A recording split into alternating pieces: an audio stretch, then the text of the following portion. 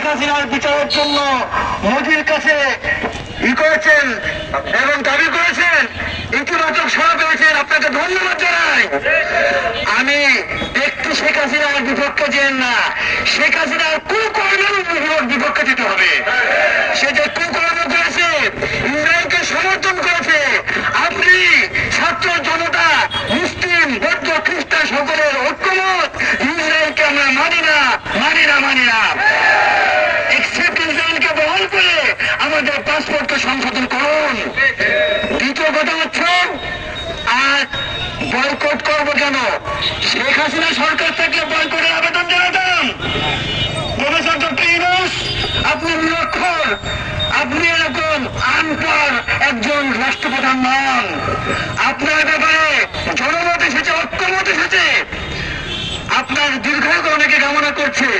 আপনার কাছে দাবি, আমরা কেন বয়কট করতে যাব? আপনি মুসলমান নন? আপনার নামে কি মুহাম্মদ নেই? আপনার নামে কি ইউনূস নেই?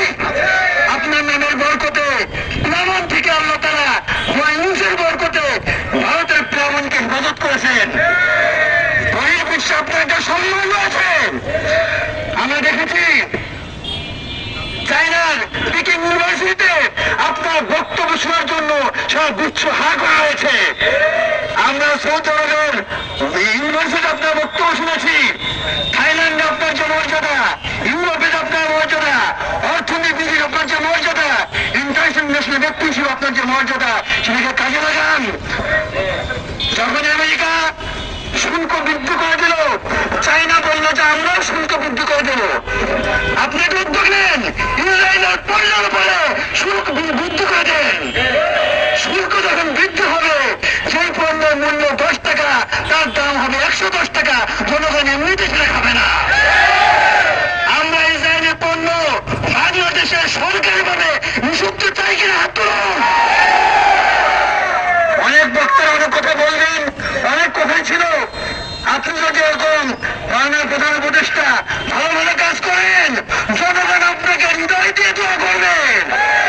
আপনার স্থায়িত্বের জন্য কোনো চিন্তা করতে হবে না। ছাত্র জনতা, হিন্দু মুসলিম খ্রিস্টান সকলে ঐক্যবদ্ধ হয়ে আপনার দীর্ঘায়ু কামনা করবে। দেখে বলুন। যাই হোক, আমি সর্বস্তরের সরকারি কর্মকর্তা কর্মচারী উপদেষ্টা এবং সর্বত জনতা এবং ধর্ম বর্ণ নির্বিশেষে অসাম্প্রদায়িক ভালোবাসার দেশ এই বাংলাদেশ, সকলে ঐক্যবদ্ধ হয়ে ইসরায়েলকে বয়কট করলাম। ঠিক কিনা বলেন? এই বলে আমি আমার বক্তব্য শেষ করছি।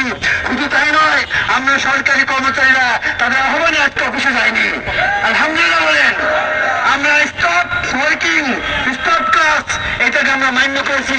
ছাত্রদের ওই মিছিলে আমরা ছিলাম, আপনাদের মিছিলে আছি। যেহেতু গণসমাবেশ, গণমিছিল, এই জন্য কথা বললাম। দলীয় মিছিল করে কথা বলতাম না। যাই হোক, ইমানের দাবিতে এসেছি।